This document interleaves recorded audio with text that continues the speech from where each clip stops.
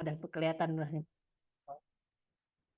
Oke, terima kasih satu persatu sudah menyelesaikan videonya. Jadi saya bisa melihat ibu-ibu yang udah cantik-cantik, seger-seger pagi-pagi. Oke, saya merasa tidak sendirian di sini ya. Oke, baik. Oke, baik. Terima kasih semuanya. Saya mulai ya, Bu. Penerimaan diagnosis anak dengan autisme seringkali menjadi momen yang penuh tantangan bagi orang tua. Terlebih, stigma sosial yang kurang positif tentang autisme memperbesar tantangan tersebut. Alhasil muncul ya beragam emosi, termasuk depresi, cemas, dan kebingungan. Banyak orang tua merasa terisolasi dan kesulitan untuk menemukan dukungan yang tepat. Jadi penting untuk memberikan ruang bagi mereka untuk berbagi pengalaman dan mencari solusi bersama. Seminar hari ini dengan bertajuk Dari Kesedihan Menuju Kebangkitan, Menerima Autisme dengan Cinta, bertujuan untuk mengedukasi orang tua, pendidik, terapis, dan masyarakat umum tentang dampak psikologis dari diagnosis anak. Dengan menghadirkan narasumber-narasumber yang terdiri dari psikolog dan orang tua yang telah melalui pengalaman serupa, kami harapkan peserta juga dapat memperoleh wawasan yang mendalam serta strategi dan coping yang efektif sehingga setiap orang tua di sini dapat merasa lebih siap dan diberdayakan dalam menghadapi tantangan ini bersama-sama. Amin. Oke, dan hari ini kita kedatangan dua narasumber, yaitu seorang psikolog, certified coach, dan konsultan pengembangan sumber daya manusia, namanya Bu Diah Arum Witasari Humani, sarjana psikologi, magister psikologi terapan dari Jakarta. Dan yang kedua, kita kedatangan dari Ibu Lia Juwita, ibu dari Dewangga, individu dengan autisme yang berbakatnya atletik. Wah, keren ya. Asalnya dari Bandung. Ada orang Bandung juga di sini mungkin? Oke, boleh ya komen yang saling menyapa di chat room. Sebutin nama kota masing-masing juga. Ya, tolong juga yang bagi belum silent audionya sehingga kita bisa menikmati acara seminar ini bersama-sama. Dan saya izin perkenalkan diri nama saya Lois Lee, saya dari kota Surabaya. Jadi kita bertiga dari kota yang berbeda-beda di sini. Saya adalah seorang mama dengan anak penyandang Down syndrome. Jadi mudah-mudahan saya juga bisa ikut ngobrol dan menyampaikan isi hati para orang tua di sini ya. Dengan memandu acara ini selama 1 jam 30 menit ke depan dengan topik dari kesedihan menuju kebangkitan, menerima autisme dengan cinta. Hey, lumayan, sudah 60 orang join. Seru banget. Hai, Ibu Dita, Ibu Wita sudah hadir? Sudah, selamat pagi Hadir. Kak Lois, selamat pagi ibu-ibu, dan mungkin kalau yang ibu-ibu muda kakak-kakak ya Kak Lois ya. Iya, kakak-kakak semua di sini, Ya. kakak dan berarti ya ada Kak Lia juga. Gimana nih Bu Li? Saya panggilnya Ibu. Halo, Oh, salam kenal. salam kenal semuanya. Oke. Dengan kehadiran kakak-kakak semua di sini, Anda juga berarti bersama-sama berkomitmen dengan Yayasan Empati memberikan dukungan ya kepada keluarga empati semua melalui gerakan Be Strong. Silakan juga menyimak acara ini dengan baik dan boleh langsung memberikan pertanyaan-pertanyaan di chat room, tapi saya akan bacakan nanti di akhir. Mari kita masuk ke sesi utama, yaitu ke Ibu Lia duluan. Mohon maaf, tadi saya terdengar suara menggong. Apakah dari ya Kak Rizky boleh dibantu yang belum di-mute? Oke. Saya sekedar mengingatkan, tolong bagi kakak-kakak semua, kita mute dulu ya. Baik, terima kasih. Terima kasih kerjasamanya. Oke. Kak Lia, Bu Halo. Lia, enakan dipanggil kakak atau ibu? Apa aja deh, sama aja. Ibu aja ya. Oh, maaf Oke. ya tadi, soalnya saya lagi di tempat kerja, jadi nyari tempat sepi dulu, mallnya belum buka lagi. Aduh, Nggak apa-apa. Sekarang sudah aman ya, Bu? sudah aman, sudah mallnya sudah buka, jadi langsung masuk mall. Luar biasa. Baik. Ada Kak Dewangganya atau Ibu sendirian? Iya, Dewangga di Bandung. Saya di Bekasi kebetulan.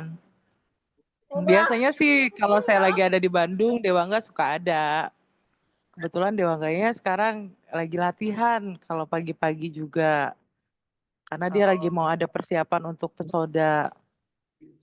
Oh, baik. Sibuk ya, Kakak ya? Ada Iya, kegiatan. tiap Bagus hari tuh. latihan ya. Oh, ya, seru-seru. Nanti kita dengar ceritanya dari Bu Lia. Oke, Bu, saya nggak sabar nih bersama dengan para ibu-ibu lain di sini. Pengen menanyakan, gimana sih ketika Ibu punya pertama kali ya mendengar dan pasti dari Ibu udah terdahulu dengan keluarga terdekat saat menerima diagnosis Kak Dewangga. Iya, sama dengan mom-mom yang lain kali ya. Eh, Kami juga kaget ketika Dewangga itu didiagnosa autism gitu. Terus kemudian bahkan jadi kayak pro dan kontra sih di keluarga. Jadi kayak eh, ayahnya Dewangga itu nggak pernah terima kalau anaknya autis. Dan ya begitu, akhirnya eh bagaimana caranya gitu kan. Jadi saya berjuang untuk terapi Dewangga awalnya sendiri tanpa ada dukungan dari keluarga. Seperti itu sih. Jadi kaget lah, intinya semua kaget lah dengan bulian masyarakat yang bilang anak saya orang gila. Terus belum lagi juga bulian dari keluarga juga ada. Dari ayahnya sendiri nggak welcome sama Dewangga. Awalnya seperti itu sih. Oke, boleh tahu posisinya dari sejak diagnosa sampai ya kurang lebih 70% dari keluarga maupun support system terdekat itu bisa menerima akhirnya itu butuh berapa tahun kalau Ibu ingat, Dewangga Bu Lia? Dewangga itu pertama kali didiagnosa itu saat Dewangga playgroup. Itu di Oke. usia Dewangga 3 tahun. Dan keluarga itu welcome sama Dewangga itu di Dewangga usia 7 atau 8 tahun waktu itu. Ya, tapi ya begitu, kadang welcome, kadang enggak gitu. Kebetulan saya juga kan kerja juga ya, jadi saya nggak bisa 100% emang ngurusin anak gitu. Jadi saat itu memang yang jaga Dewangga itu neneknya dan kakeknya dibantu sama ayahnya waktu itu. Seperti itu sih. Oke. Jadi Lumayan juga. mas, iya masih ada paling nggak ada support system ya dari Ya, dari neneknya sih, neneknya. ya neneknya itu om sama tante saya yang benar-benar support ya. Sayang banget lah sama Dewangga ya. Dan Hmm. emang menguatkan saya saat itu kan.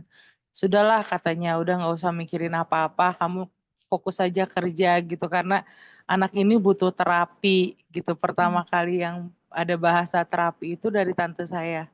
Anak ini butuh terapi dan kamu nggak bisa ngandelin karena kan ayahnya Dewangga emang sama sekali belum welcome tuh sama Dewangga saat itu ya, belum welcome, belum belum mau terimalah keadaan anaknya autis. Jadi saya disupport ya memang sama tante saya.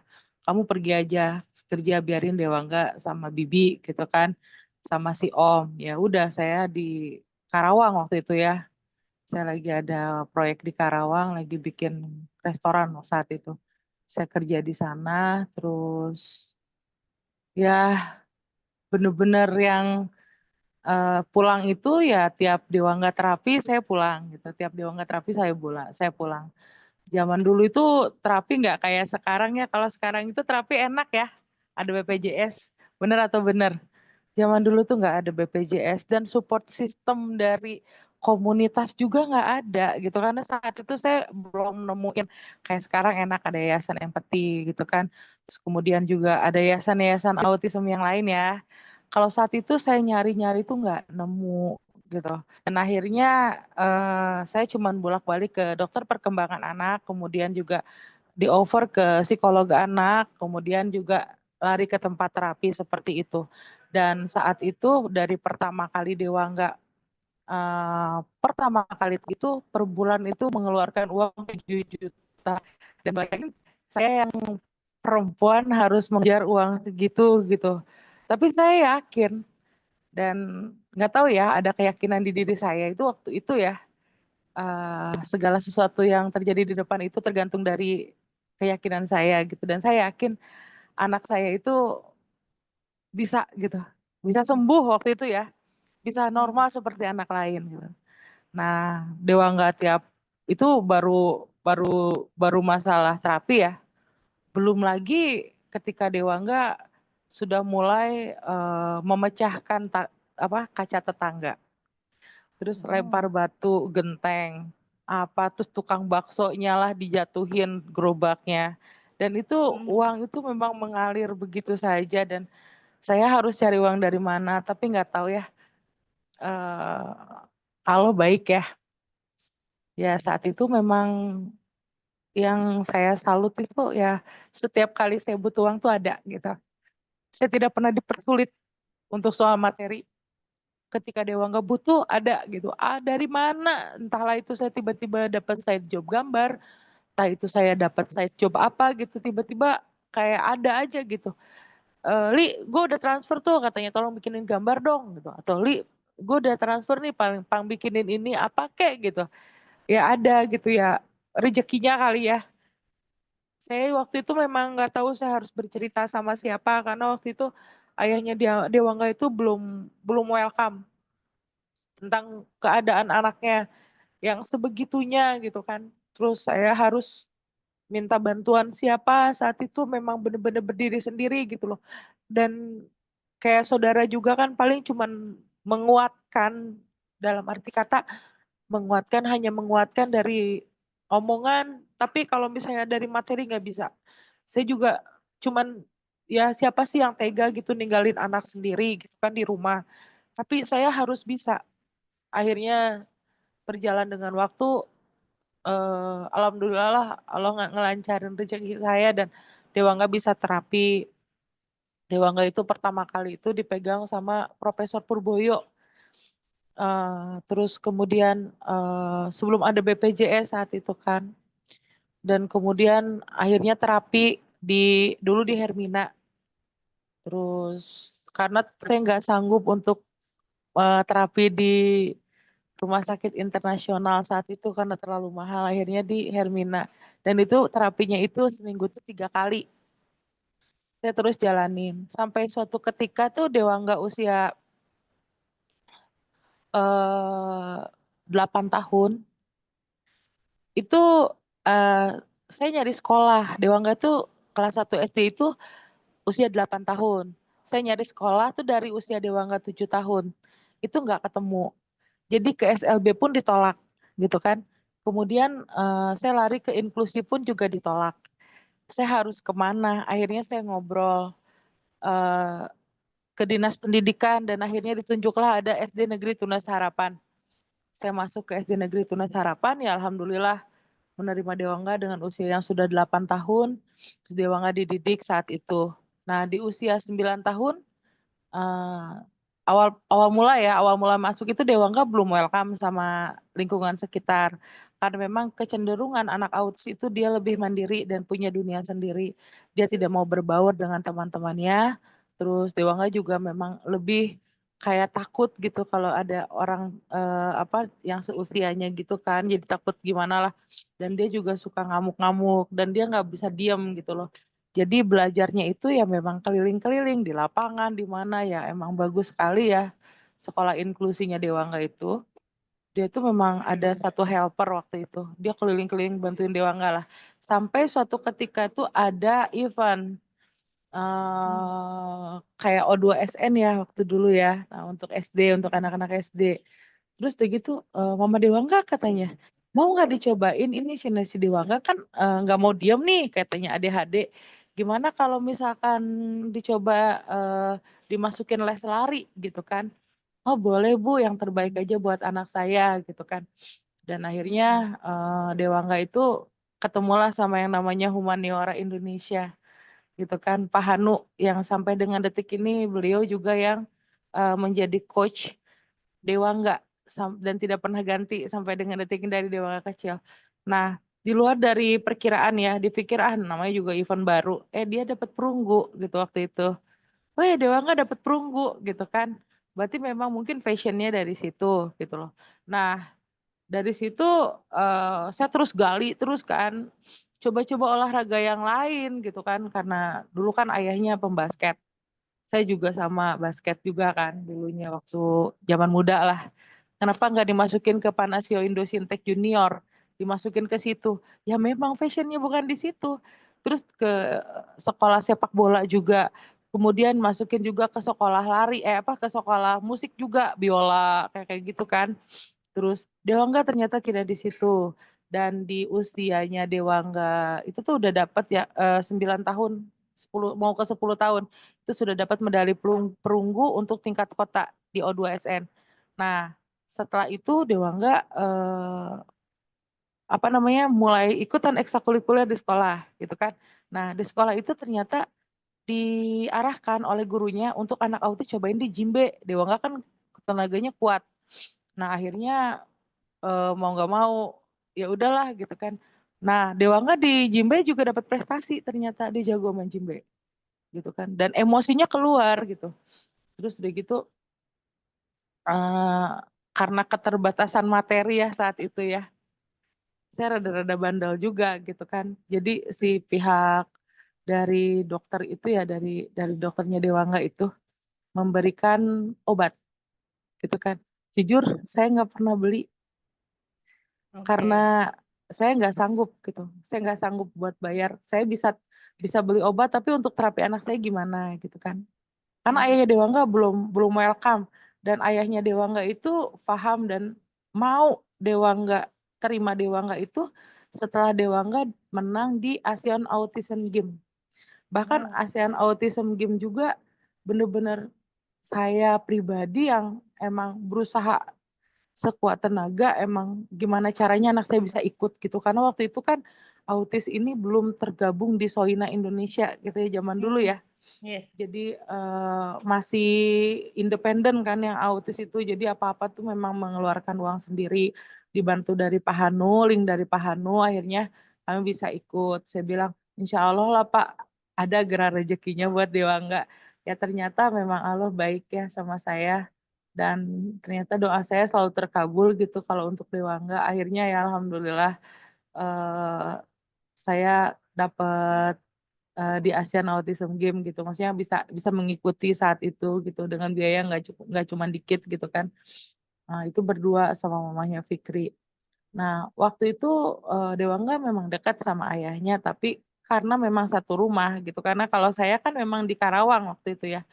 Karena saya kerja bolak-balik gitu kan. Nah, sementara ayahnya di Bandung. Dewangga dekat sama ayahnya. Saat itu tantrum. Sampai ada satu video viral di YouTube. Nggak tahu malas mau beli truk. Sebenarnya dia itu ada tingkat kekesalan terhadap ayahnya. Lu ngapain sih kok nggak nemenin gua gitu. Kok mesti nyokap gua terus gitu kalau misalnya kayak nemenin gua tuh mesti nyokap gua terus gitu saat itu begitu terus jadi kayak aku mau ke ayah mana gitu kan tapi memang Dewangga saat itu belum terlalu bisa bicara ya karena masih yang baru bisa tapi belum terlalu kayak paham dan kosakatanya masih sangat terbatas karena Dewangga itu baru bisa bicara di kelas 3 SD. Dan waktu itu tuh Dewangga baru kelas 5 mau ke kelas 6 saat menang ASEAN Autism Game itu. Nah, di situ ya saya tuh pertama kali, wah anak saya nih mau lomba gitu kan. Saya dandannya jadi atlet, udah kayak atlet profesional aja gitu. Bismillah lah, saya beliin kayak baju atlet kayak gitu. Saya yakin ketika memang saya bentuk anak saya seperti ini dan anak saya bisa jadi seperti ini gitu. Ya ternyata alhamdulillah lah. Dewangga sampai sekarang ya walaupun sekarang badannya udah terlalu gede ya. Jadi karena kemarin saya sempat lost sama Dewangga itu pas waktu Dewangga SMA itu kan emang bener-bener saya divorce sama ayahnya Dewangga. Terus Dewangga ikut saya gitu kan. Dan di situ mungkin ada kayak perang batin lah dari Dewangga sendiri gitu kan. Maksudnya saya harus kehilangan kedua orang tua saya. Mungkin Dewangga itu kan emang anaknya autis ya, tapi secara penalaran dan secara rasa dia itu ada. Dan kayak di depan saya gitu kan, Dewangga kenapa nggak telepon ayah? Aku nggak pernah telepon ayah, walaupun ngebohong gitu kan. Tapi di apa namanya, saya sering ngintip-ngintip ya, subuh-subuh telepon siapa nih anak gitu kan, saya takut ya. Saya dengerin gitu, oh ternyata nelfon ayahnya ya sudah gitu. Jadi kayak anak ini sudah punya apa ya, kayak udah punya filter gitu. Kalau saya bicara seperti ini, apakah ibu saya akan sakit hati gitu. Ketika Wow, saya ya. bicara seperti ini, apakah ya ada empatinya lah dari dirinya sendiri gitu kan. Dan dari situ karena memang kerjaan saya orang proyek, jadi kadang saya dioper kemana. Saya sempat ngelepas Dewangga. Jadi Oke. Dewangga itu memang sudah punya usaha ya, karena dari dia setiap menang kompetisi itu kan ada uangnya tuh. Dewangga pengen buka laundry, akhirnya jangan dulu lah kalau laundry, takutnya kan bahayanya itu ada apa istilahnya terlalu beresiko lah gitu kan. Udahlah buka game online aja sama warnet biar Dewangga juga istilahnya ada temen untuk ngobrol dan emang menambah vocabulary dia lah gitu ya dalam berbicara gitu kan. Dan akhirnya bukalah di rumah itu game online sama warnet. Percaya atau enggak, saya ninggalin Dewangga itu 3 bulan. Dan Dewangga sendiri. Dewangga masak nasi sendiri. Wow. Dewangga pergi sekolah sendiri. Nanti boleh deh sama Pak Rizky ditayangin Dewangga naik angkot. Wow. Ada ya naik angkot sendiri, masak sendiri, cuci piring sendiri, cuci baju sendiri, bahkan menyetrika sendiri gitu loh. Boleh tahu? Maaf Bu Lia, boleh tahu umur berapa ya? Boleh. Itu tuh di usia 16 ke 17 ya. Ini dia Mari kita tonton ya udah ya. mulai berazan. Sholatnya dia rajin banget. Dia udah berazan di masjid. Luar biasa.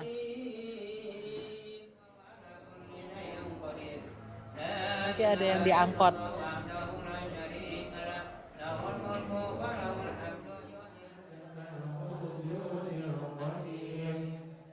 Walaupun dengan gaya autisnya yang selengehan, tapi dia mengikuti. Ganteng loh Bu. Kak Angga ya. Tingginya 190-an. Wow. Kalau satu melangkah larinya paling cepat sudah 2 meter langkahnya.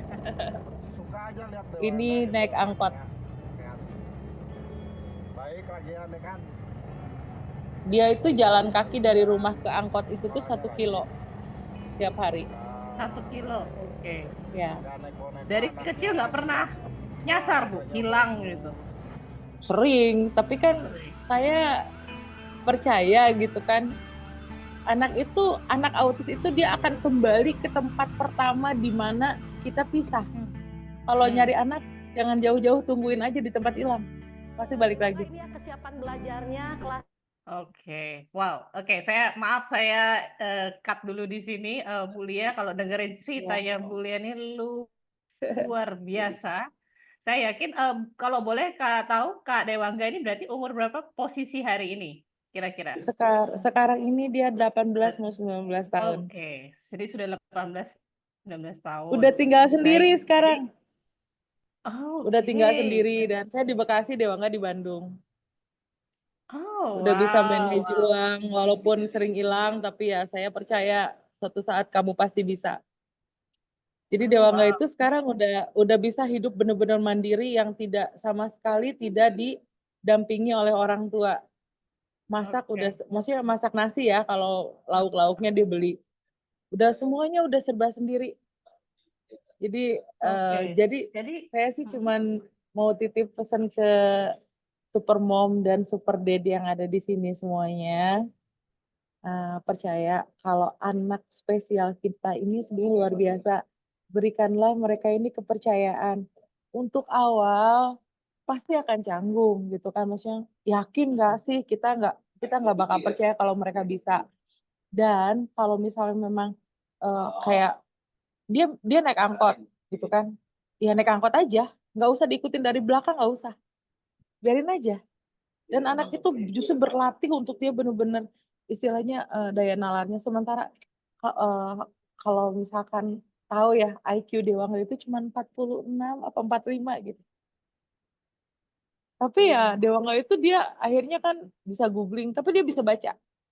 Dia googling, saya bilang kayak gini, kamu kalau mau naik angkot tuh googling dulu, nanti salah kamu gitu kan. Googling nanti kamu naik jurusan apa aja, terus turun di mana kamu lihat di map. Kayak gitu kan. Kasih kepercayaan kepada mereka di usianya gitu. Dan Dewangga itu sudah naik angkot itu sudah dari SD.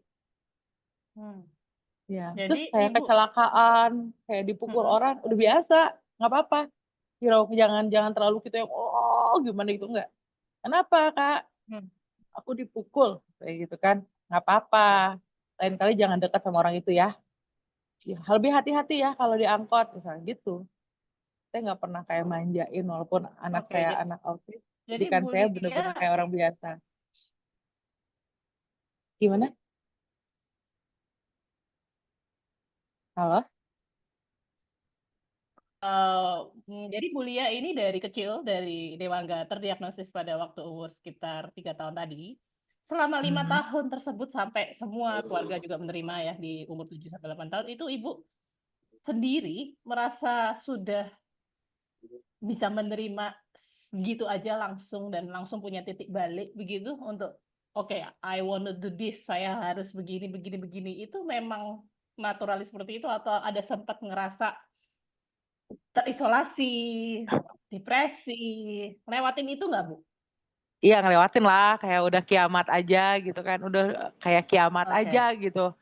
Saat itu pas udah didiagnosa Dewangga ini autis, cuman ya balik lagi, saya cuman saya penggila baca kan, saya baca buku-buku motivasinya punyanya Jim Rohn.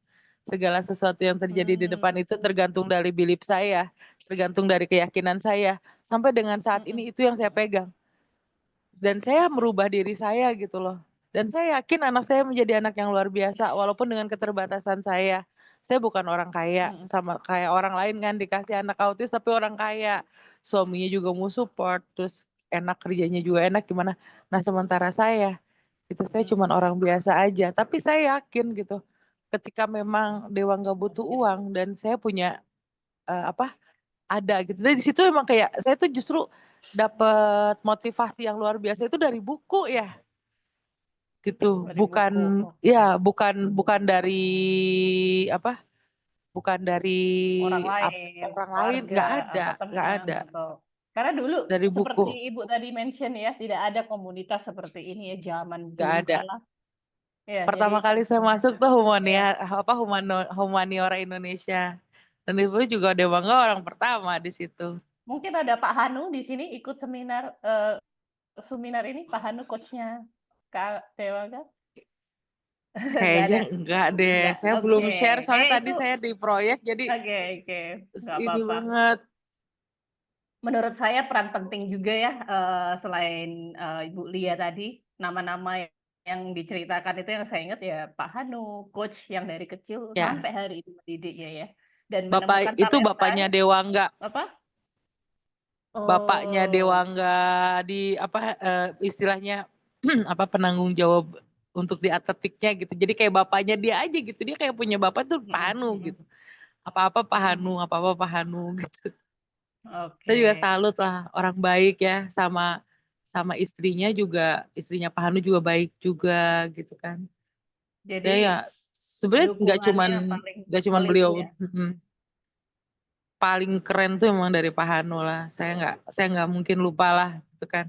Waktu pertama kali Dewa viral aja kan Pak Hanu yang bilang. Pak Hanu yang ngelabrak duluan tuh sama ngakak.com. Hmm. Kali itu udah konfirmasi sama ibunya belum katanya. Apa anaknya sampai dibully seluruh Indonesia kan saat itu karena udah jutaan orang yang ngeliat gitu. Terus udah gitu nggak dibalas tuh sama ngakak.com. Akhirnya Pak Hanu telepon saya, Bu, ini gimana Dewa? Nggak apa-apa Pak. Saya suka ketika semua orang tahu kalau anak saya autis. Karena apa? Ketika memang anak saya melakukan sesuatu hal yang tidak wajar, gitu kan? Dan mereka tahu kalau anak saya ini autis, mereka akan memaafkan anak saya dan tidak akan kayak kayak gimana lah gitu ya, nggak bakal, karena mereka tahu oh itu si Dewa nggak truk tuh, Dewa nggak yang autis, ya wajar lah kalau misalnya kayak gimana, tapi tidak juga dengan saya mendiamkan atau pasrah dengan keadaan, bisa juga tetap harus melatih sopan santun juga gitu loh, dan istilahnya membatasi anak saya untuk berlaku yang lebih positif.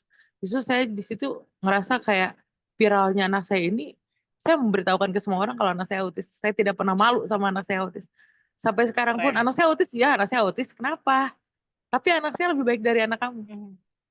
Gitu. Anak saya berprestasi dulu ke Jerman, dia dapat medali perunggu. Anak kamu gimana? Nggak dapat apa-apa kan? Narkobalis malah sekarang dengan umurnya gitu kan. Saya bangga dengan anak saya. Dengan Oke. keadaan Dewangga sekarang. Dari dulu sampai sekarang saya nggak pernah kayak ngerasa saya malu gitu kan.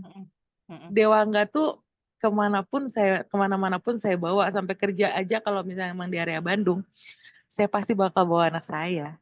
Dan saya bangga, ini anak saya autis, maaf ya, gitu. Kalau misalnya dia lagi bisa nyubit orang, maaf ya anak saya autis, maaf banget, oh iya ini Dewangga autis, gitu kan. Dewangga malah dia jadi viral, jadi apa? Jadi yang banyak minta foto kayak gimana ya. Itu jalan yang istilahnya sama Allah dikasih lah. Dengan diberikan viral itu ya orang-orang juga jadi lebih tahu gitu, oh anak saya autis. Saya bukan bangga karena viralnya, tapi saya bangga ketika Impact yang memang Ibu orang lain ceritakan paham, ini. Yes. ya orang lain paham atas anak saya gitu. Karena Oke, saya baik. kalau misalkan saya memanfaatkan viralnya anak saya, mungkin saya akan mendapatkan endorse atau kayak gimana, enggak. Akunnya Dewangga enggak saya kelola, Dewangga bikin Oke. sendiri. Oke, baik. Terima kasih. Mari tepuk tangan Ya. semua untuk ceritanya dari Bu Lia ini. Seru banget. Oke, Bu Lia, mohon maaf dengan keterbatasan waktu. Gantian saya akan Iya. mengajak ngobrol narasumber kita ya oleh Bu Wita. Halo Bu Wita. Halo, saya mau Siap. kasih love dulu deh buat Bu Ya, Ibu. Lia, luar Bu Lia, biasa. Tadi betul. beberapa Semuanya kali saya begini. kirim sending hearts dari dengar ceritanya tentang Kak Dewangga ya. Ikut bangga Alhamdulillah. saya, Bu. Yes, betul. Bagaimana nih Bu, dari ceritanya Bu Lia ini kan sepertinya anti mainstream ya Bu ya. Kami ini, saya kan dari point of view dengan mama, dengan anak berkebutuhan khusus juga, di circle saya atau kebanyakan memang yang saya temuin, langka yang bisa berpikir dari awal, oke, saya tidak merasa sendirian, saya harus cari bantuan, dengan sendiri-sendiri motivasi diri, baca buku, ya kan, cari informasi, aku pasti bisa, yakin dan sebagainya itu memang tidak banyak, Bu. Makanya ada topik ini ya, bagaimana Ya. cara kita nerima.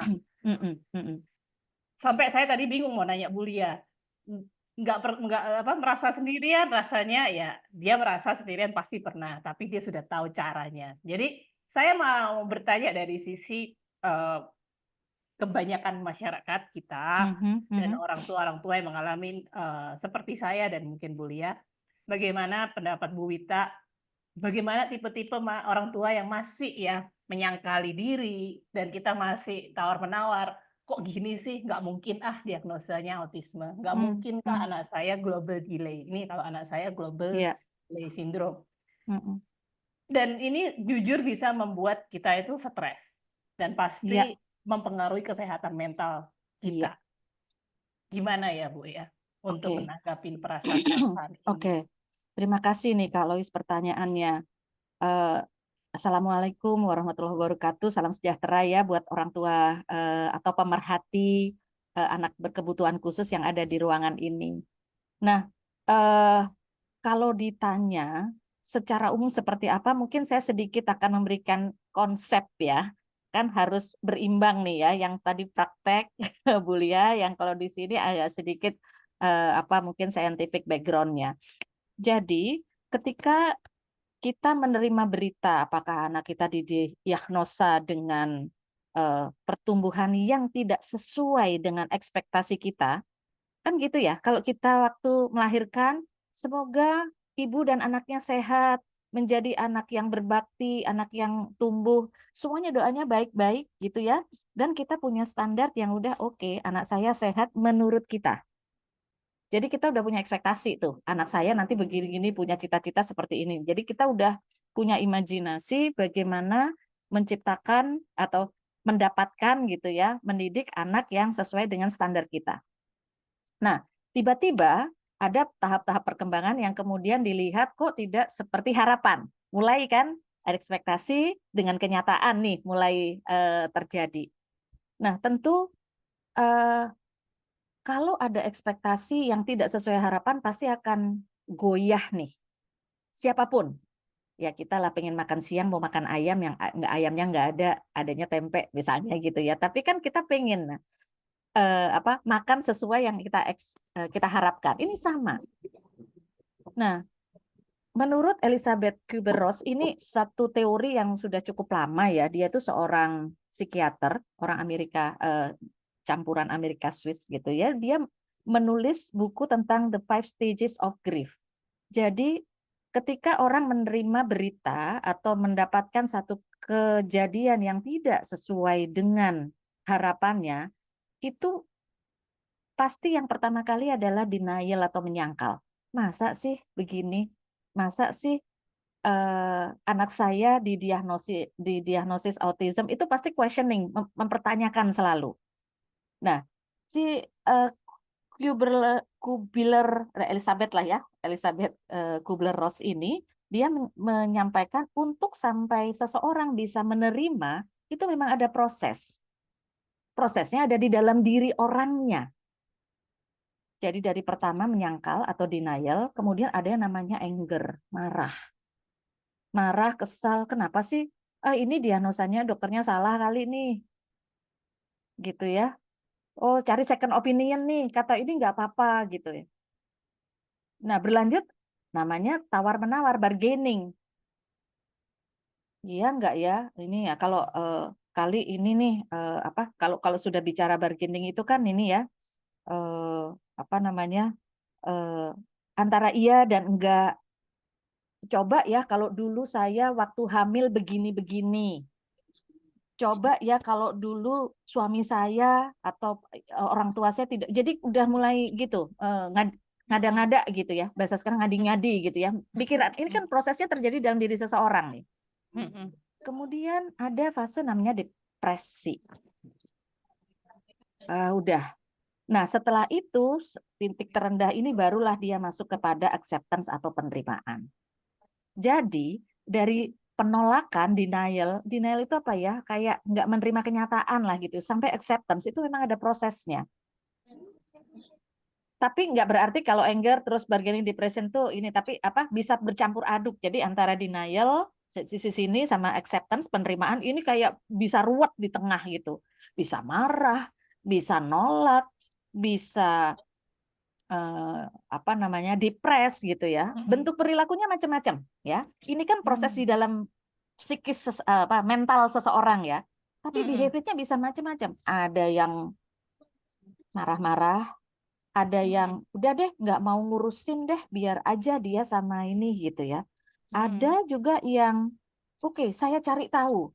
Tapi cari tahu terus dia jadi keras ke orang lain gitu ya. Cara berkomunikasinya tuh jadi berbeda. Jadi setiap orang bisa jadi nggak akan sama. Gitu ya, secara prosesnya begitu, tapi perilaku yang muncul akan bisa beragam nih. Nah, pilihannya kan ada di kita. Sebagai orang tua gitu ya. Kita mau memunculkan perilaku yang mana ketika dalam proses dari denial menuju penerimaan ini tadi. Gitu Kak Lois kurang lebih. Iya, Bu. Itu bener banget sih, Bu, ya, dengan proses 5 tahapan ini. Aha. Dan memang muter-muter di situ, Bu. Saya rasa Iya. orang melihat seorang Ibu Lois bisa menerima anaknya Down syndrome selesai. Enggak. Mereka tidak tahu yang kita alami dan kita pikirkan tiap hari. Karena istilahnya rasa duka cita dalam arti sedih itu Mm-mm. kadang kita lagi positive thinking nih, sudah kuat. Ya, semangat kayak Bulia tadi ya. Tiba-tiba pernahlah kejadian melihat kiri kanan loh, anaknya udah bisa ngomong, anak saya 5 tahun belum bisa ngomong. Di situ depresi tuh muncul, Bu. Ya, ketika Just kita udah hitungan benar. detik. Iya, Ketika kayak mulai melihat yang lain. Wah, yes. terus omongan orang, dan orang-orang terdekat biasanya gitu kan. Iya. Secara fisik, secara kemampuan dan sebagainya. Memang Iya, yang perlu dikuatin dari dalam diri kita dulu ya, Bu ya. betul. Dan ini juga buat kita semua ya, kan anak kita tuh berproses ya. Tadi ceritanya Bu Lia, dia punya challenge nih pada waktu baru didiagnosa. Punya challenge lagi waktu nyari sekolah. Punya challenge tantangan lagi waktu mau cari bakat apa ya. Sampai sekarang. Itu terus terjadi. Jadi proses dari denial ke accept itu bukan satu siklus. Tapi muter lagi. Tapi berita baiknya adalah ketika kita berhasil di fase yang pertama, nanti ketika ada tantangan lagi, udah lebih tenang. Bu Lia tadi ya, contohnya ya. Lebih Iya, tenang ya. iya. Sekarang Lebih bukan berarti Bu Lia resisten. nggak punya tantangan, nggak punya concern gitu ya terhadap Kak Pasti Dewa. Nggak, ada. pasti ada. Selama kita Tapi hidup ya. betul, Iya, karena itulah kita hidup gitu. Tapi beliau lebih tegar gitu. Aku udah ngalami yang lebih udah terlatih lah istilahnya gitu ya. Kalau kita mau bisa latihan otot, itu kan mesti dari bertahap gitu ya. Rutinitas. Iya, dari Konsisten. konsistensinya. Itu yang bisa menjadi pelajaran buat kita semua. Jangan menyerah dari yang kecil karena ini justru akan menguatkan. Gitu. Ada cara-cara yang istilahnya efektif nggak, Bu? Kadang tuh kita terjebak ya dalam perasaan itu harapan. Mungkin kayak Bu Lia tuh sudah bisa melihat, pasti bisa, yakin, bahkan diatributkan, udah dimanifestasikan bahasanya ya sekarang ini. Seperti atlet sudah, walaupun belum juara, udah jadi atlet dari bajunya, enggak, segala macam. Sedangkan kita biasanya anaknya masih kecil-kecil nih, apalagi masih 10 tahun ke bawah, belum ketemu talentanya, masih nggak tahu ini mau dibawa kemana gitu istilahnya. Terapi mungkin ngerasa nggak ada progres gitu ya. Kita terjebak, Bu, dari perasaan-perasaan kehilangan atau perasaan harapan ini. Gimana caranya kita tuh punya cara yang efektif menurut dari Bu Nah, ini Devita? pertanyaannya gampang susah nih ya untuk kalau saya mau merespon. Jadi ini kan bagaimana mekanisme kita sebagai orang tua atau sebagai individu untuk mengelola ini kan kecamuknya di dalam diri kita ya. Jadi sebetulnya ada istilahnya coping mekanismenya seperti apa? Mekanisme penyelesaian isu ini atau permasalahan ini seperti apa? Jadi kita perlu sadar dulu satu. Jadi strategi untuk mengelola dan mengurangi tekanan setiap orang itu pasti akan beda-beda. Tapi at least setidaknya dia tahu dulu. Oke, ini yang jadi core masalah. Kadang-kadang orang itu, bukan karena seringkali, saya pun demikian ya, kalau dan ibu-ibu gitu ya, kita cenderung menyalahkan lingkungan. Dia sih nggak support saya, dia sih begini, dokternya sih begini, terapisnya begini. Akhirnya kita sendiri nggak menjadi kuat, percaya diri, dan juga gampang goyah dengan pendapat-pendapat orang. Gitu ya. Nah, memang jadi ketika kita tahu caranya, kita jadi punya atau mampu mengendalikan semua perasaan-perasaan itu dengan efektif. Caranya gimana? Semua orang akan beda-beda. Ada yang hobinya olahraga, Bu Lia tadi sukanya baca, gitu ya. Kemudian ada yang suka relaksasi atau makan mungkin ya, makan tapi jangan kebablasan ya. Biasanya kan jadi nggak kontrol gitu. Nah, kalau udah mulai nggak kontrol, itu berarti ada yang nggak beres tuh dengan diri kita. perlu jeda Bapak Ibu. Kadang-kadang ya kayak kita ya jalan mobil ngegas terus kan mobilnya panas ya, perlu istirahat dulu di rest area gitu ya. Sama kita. Jadi sesekali luangkan waktu untuk me time. Benar-benar kitanya memelihara diri kita sendiri dulu. Karena ketika kita memelihara diri kita sendiri, kita bisa membantu orang lain, yaitu membantu anak kita. Atau tadi ya, lebih tegar menghadapi pendapat orang lain yang mungkin nggak setuju atau nggak sesuai dengan standar kita. Gitu, Bu Lois. Oke. Makasih Bu jawabannya. Dan itu memang sepertinya terkesan sadar, kata-kata sadar atau bahasa Inggrisnya awareness. Awareness, ya. Apapun ya, apapun topiknya dan apapun kendalanya di dalam masalah kehidupan yang banyak ini, kalau memang tidak sadar bahwa contoh perokok itu bahaya, ya juga nggak akan berhenti merokok, gitu ya. Betul, Tidak betul. sadar soalnya. Sama dengan kejadian anak-anak berkebutuhan khusus ini yang Iya. memang kita harus sadar bahwa apa triggernya, gitu ya Bu ya. Iya. Nah ini, Triggernya, core iya. masalahnya dan yes. Terima kasih Kak Louis. Tahu dengan sadar beda ya.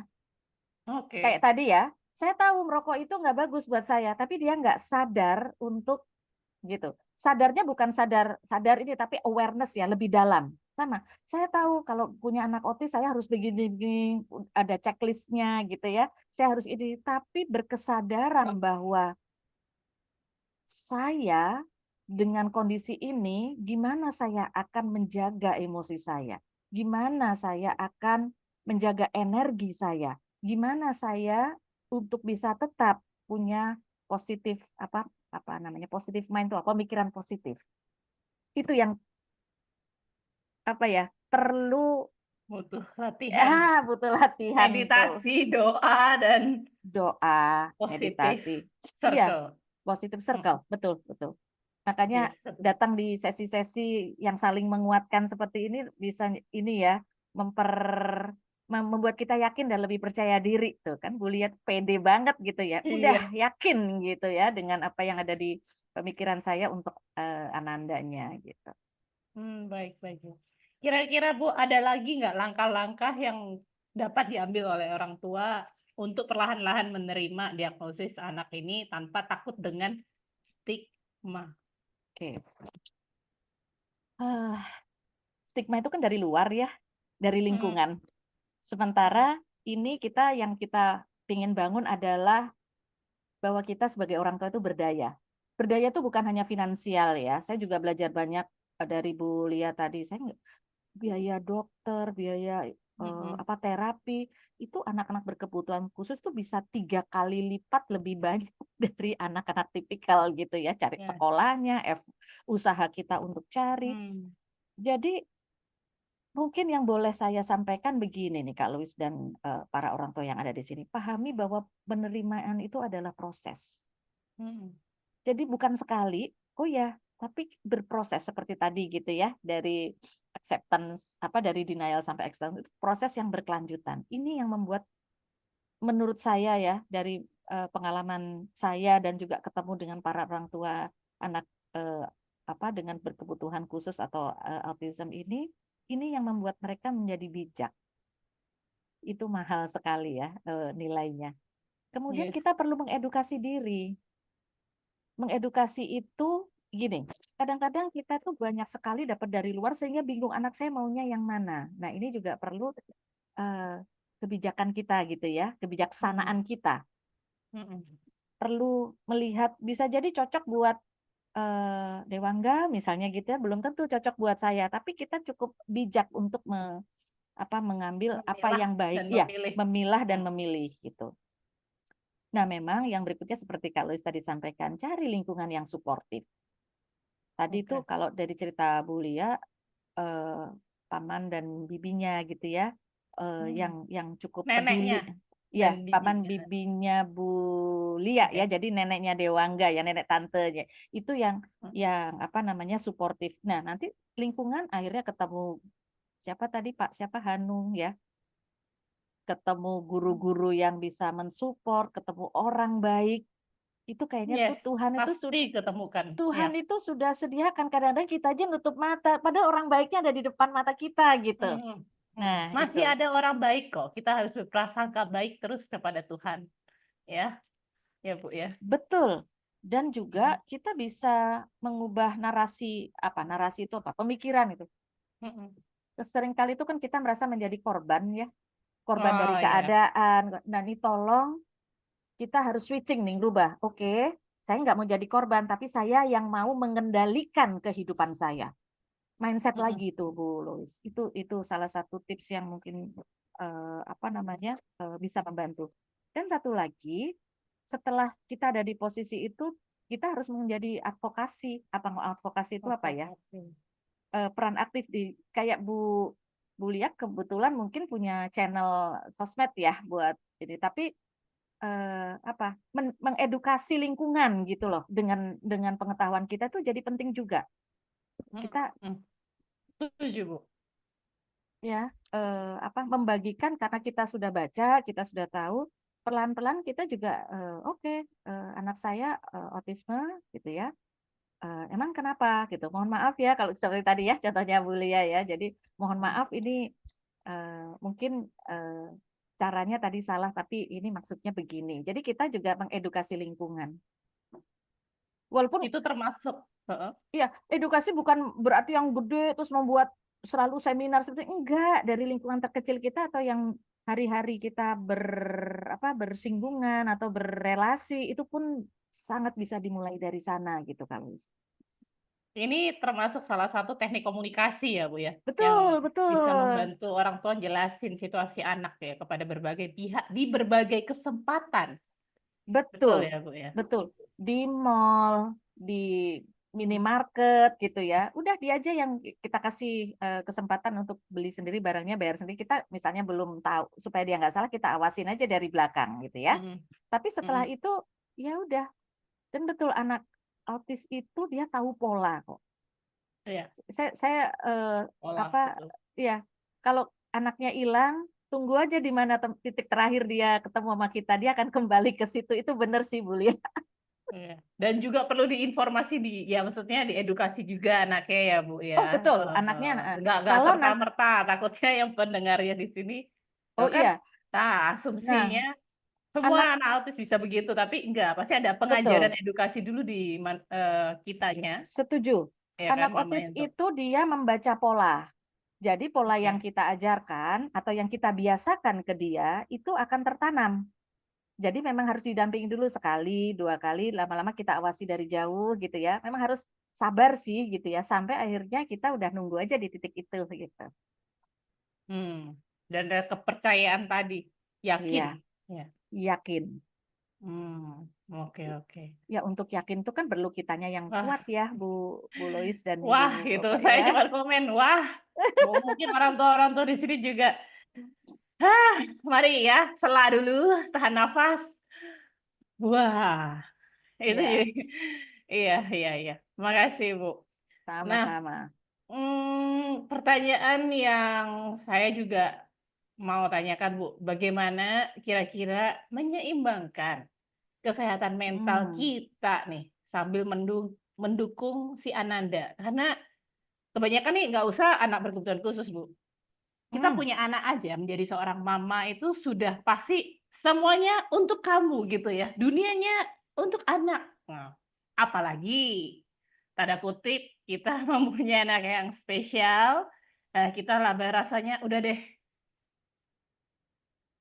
ibarat kata tuh semuanya untuk dia, sebisa mungkin dipikirin sampai lupa merawat diri, sampai lupa untuk menjaga boundaries sehingga secara tidak sadar kena nih mental ya, bisa kadang-kadang kok capek ya, kok tiba-tiba draining energi saya ketemu sama si A, si B di komunitas atau di tempat-tempat yang kita nggak sadar, karena konsentrasi kita selalu ke anaknya kita yang spesial nih. Gimana ya caranya imbangin ini ya? Dan kita nih kan terus kayak juggling ya bolanya, kerja, kuliah, cari uang, dan kebanyakan dari kita mama-mama kebutuhan khusus ini memang tipe yang gigih.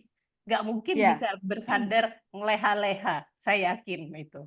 Gimana Oke. cara ini cari duit, ngurus anak, dan diri sendiri yang lupa untuk nafas tadi, Bu. Nafas aja lupa kadang, Bu. Untuk Jadi sesak.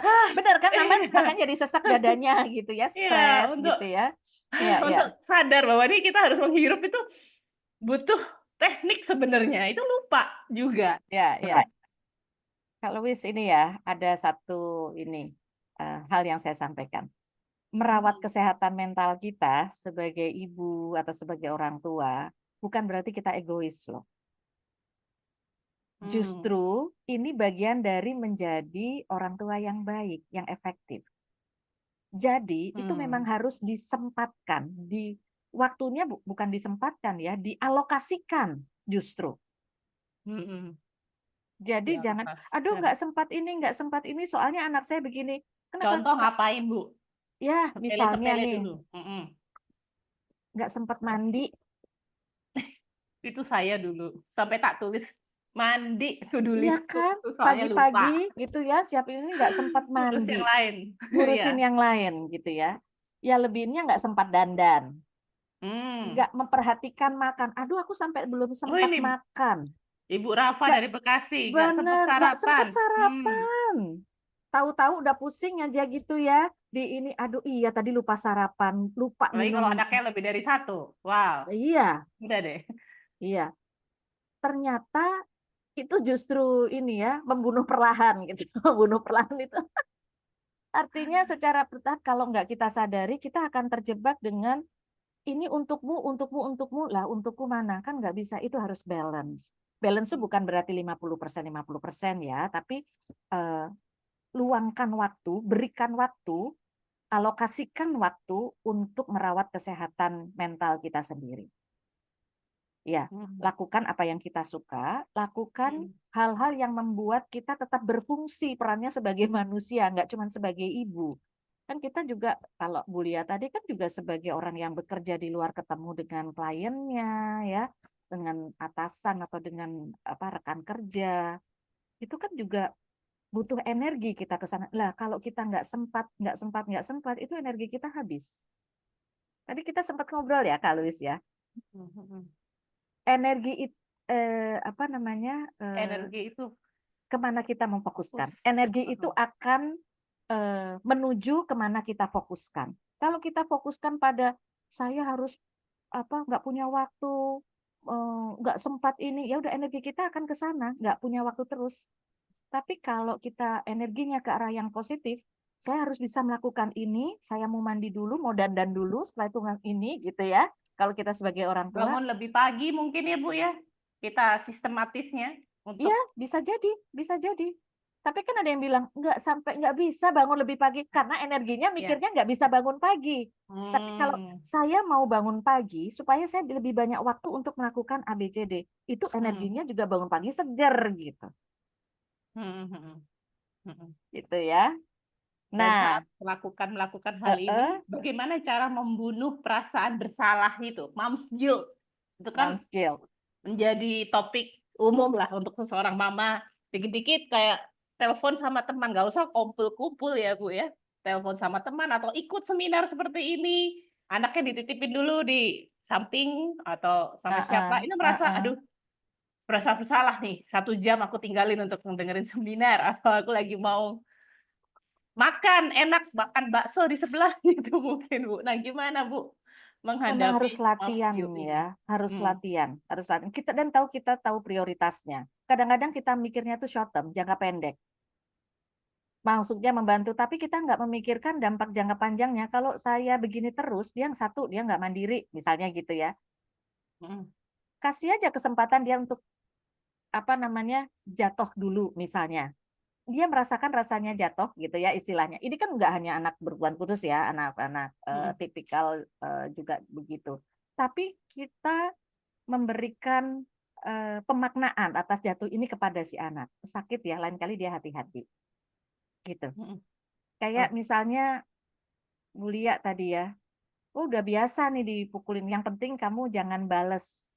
Itu kan Mm-mm. pengalaman, tapi dia jadi tahu nih kapan dia harus bertindak di situasi seperti itu. Memang experience-nya, pengalamannya harus kita berikan tuh ke anak. Sama Mm-mm. dengan kita. Mm-mm. Oke, sekali kok jadi merasa bersalah. Tolong stop sebentar gitu ya, 1-2 menit. Yang membuat aku rasa bersalah apa sih? Nanti anak saya nggak makan. Emang kalau nggak makan langsung sakit? Nanti anak saya nggak ada nemenin. Emang kalau nggak ada nemenin kenapa? Jadi kayak ada pertanyaan, membiasakan diri untuk bertanya lebih lanjut pada diri kita sendiri. Tapi memang perlu waktu ya, perlu Mm-mm. perlu menyediakan waktu untuk mempertanyakan hal itu pada diri kita sendiri. Oke, Bu. Baik. Ciri-ciri Gitu. ini ya, Bu. Maaf, Mm-mm. ini saya menanyakan pertanyaan terakhir karena Ya, kita sudah seharusnya masuk ke sesi tanya jawab. Ada beberapa oke. ibu yang udah menanyakan pertanyaan-pertanyaan bagus ya. Nanti Mhm, saya akan bacakan ntar lagi setelah pertanyaan terakhir. Bu, ini mungkin pengalaman pribadi juga. mhm. Dan saya pengen bertanya, ciri-ciri apa yang kita bisa, bukan self diagnose ya Bu ya, tetapi Hmm, paling tidak kita tuh punya ciri-ciri kayaknya udah sekarang nih aku posisinya sudah kena mental gitu. Kesehatan mentalku tidak baik-baik saja. Tapi orang-orang terdekat tidak bisa melihat itu, atau bahkan diri sendiri apalagi ya, kita nggak ya, bisa ya. menilai diri sendiri. Tapi paling tidak kalau Ibu bisa explain secara gamblangnya dulu, sebelum kita mencari pertolongan ya, ke Ya, psikolog ya, atau ya. kemana-mana konsultan, apa ciri-cirinya Bu, sehari-hari yang kita bisa refleksi, ini sebagai penutup Bu, refleksi diri bahwa para pejuang dan para mama-mama, mungkin terapis juga ya Bu ya, yang menangani anak-anak bukan khusus ini kan perlu kesehatan mental yang baik. Bahwa kita tidak baik-baik saja. Gampang tersulut emosinya. Oke. Dan emosi itu bisa marah, bisa gampang marah, tapi mungkin kita marahnya ke siapa? Kok sekarang aku gampang marah ya? Gitu. Atau emosinya itu gampang, apa bahasa kasarnya, nyolot gitu ya. Apa bahasa, Hmm, mengomentari sesuatu yang harusnya bukan urusannya dia. Itu kan oke. bentuknya bukan marah, tapi Mm-mm. kayak eh, apa ya? Mencereweti sesuatu yang bukan urusannya dia. Itu kan emosi Oke. itu ya. Mm-mm. Atau bisa juga marah-marah, atau yang sebaliknya banyak mempertawakan bullying something, bukan apa, bukan menghina, kayak kalau bahasa Jawanya ngenyek gitu loh. Apa sih? Hmm, Jadi bahasa-bahasa yang enggak proper. nggak proper. Oke, Itu baik. salah satunya ya. Atau bisa Hmm, juga kalau ke fisik, aku kok gampang capek ya. Aku kok susah capek ya. tidur ya. Susah Tid tidur, iya, gampang susah. capek. Oke. Iya.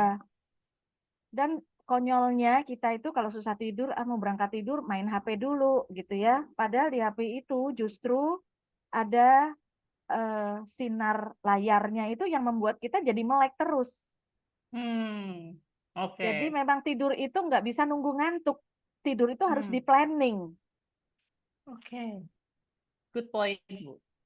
ya. Tidur aja harus di plan dan Di oke. plan tuh maksudnya gini, oke nanti saya mau tidur jam 10, jadi jam 10 kurang matikan, ini saya udah away handphone dari saya, nggak saya lihat lagi, pasang alarm, udah misalnya ada yang mau berdoa, mau sembahyang dulu atau apa, udah gitu ya, ada kebiasaan-kebiasaan, udah misalnya dengan berbaring, ya udah. Karena kadang-kadang belum tidur nih, nunggu ngantuk, habis capek banget. Kalau kita kecapean kan kadang-kadang malah nggak bisa tidur ya gitu. Nah seperti itu Iya, tuh. iya. Jadi kita nggak bisa punya kontrol pada diri kita sendiri. Pada saat itu teman-teman boleh ya mulai bicara, ada teman atau keluarga yang dekat gitu. Nggak harus ngobrol sama psikolog dulu gitu ya. Tapi kalau Oke. memang udah terganggu sekali di pekerjaan sampai mungkin bebannya sangat berat sekali ya boleh gitu. Tapi kita paling nggak bisa deteksi diri sederhana gitu. Iya, iya, baik. Oke, tolong dicatat ya, ibu-ibu, dan refleksi diri semua. Saya juga, untuk saya sendiri juga, saya mau melihat ke diri. Iya. Apakah saya gampang marah kalau diajak ngomong, apalagi kalau saya simple ya, tidak diundang ke sebuah event, apakah saya tersinggung? Iya, Iya jadi apa? kan? Sensitif gitu Apakah, perasaannya. oh ya Mm-mm. karena aku punya anak ini, aku tidak dianggap. Nah, udah negatif-negatif ini ya. Saya ngerti, Bu. Ya, mungkin banyak dari kita ngalamin ya, Bu. Baik, Ya, terima kasih Ibu untuk sama-sama. poin-poinnya dan kita berlanjut ke sesi tanya jawab ya. Nah, ini saya membaca dari yang terakhir dulu, ada dari Bu Wiko ya, dari saya ibu dari anak 5 tahun, speech delay, sampai sekarang masih belum bisa untuk diajak berkomunikasi dua arah. Saya sudah bawa terapi dari usia 3 tahun, baik medis maupun non-medis. Kosakatanya sudah banyak yang keluar, menyanyi juga bisa, cuman sekarang juga lagi kondisi capek. Dan saya memutuskan Ya, untuk berhenti terapi. Apa ya Bu yang bisa saya lakukan agar saya semangat lagi untuk perkembangan anak saya? Ini ya, mewakili banyak mama-mama di sini. ya, Pasti ada yang merasa capek. ya, Pasti. ya, Normal. ya, Ya itu. ya, ya. Oke. Bu Wikoya boleh open mic-nya? Ini saya udah lihat kameranya tuh senyumnya. Mudah-mudahan senyumnya adem ya. Dari ngobrol tadi nih Bu Wikoya dapat apa nih Bu? Ya. Jadi dulu ya, sebenarnya saya bingung mau bilang apa. Saya cuma lagi berasa capek aja Bu. Saya butuh penyemangat gitu. Ya, terima kasih Bu. Memang ada masa di mana titik kita lelah. Tapi kalau boleh saya apa namanya? Ini kan anak kita juga tetap butuh terapi gitu ya. Terapinya jangan diberhentiin. Kalau memang itu disarankan sama ininya ya, sama dokter atau sama psikolognya ya Bu ya. Karena eh, apa namanya? Terapi ini eh, membantu anak itu tetap konsisten. Saya nggak tahu terapinya apa aja gitu ya, tapi apa namanya saran saya itu tidak dihentikan. Yang perlu dikendalikan adalah kitanya. Memang mungkin ibu butuh jeda dulu gitu ya, dengan mungkin masalahnya bukan masalah anak aja ya, bukan masalah anaknya laki atau perempuan Bu? Perempuan. Ya mungkin bukan sekedar masalah putrinya dengan apa speech delay-nya dan terapinya gitu, tapi ada hal-hal lain di luar itu. Jadi memang Bu Wikoya juga perlu istirahat dulu. Istirahat ini di pikiran ya Bu ya. Tapi mengantarkan atau menemani dia terapi kalau itu sangat apa tetap mungkin dilakukan, tolong jangan dihentikan. Nah, tipsnya Bu, kalau ada kemajuan, tolong dirayakan dalam tanda petik atau disyukuri. Karena seringkali kita lupa, ini juga tadi kalau saya yang belum sempat sampaikan, kita tuh kadang-kadang saking sibuknya ya Bu Wiko ya, dan mungkin juga ibu-ibu yang lain di sini, sampai lupa menghargai sebuah kemajuan sekecil apapun. Nah, mulai Ibu dan Bapak, kemajuan sekecil apapun, tolong disyukuri dan dirayakan.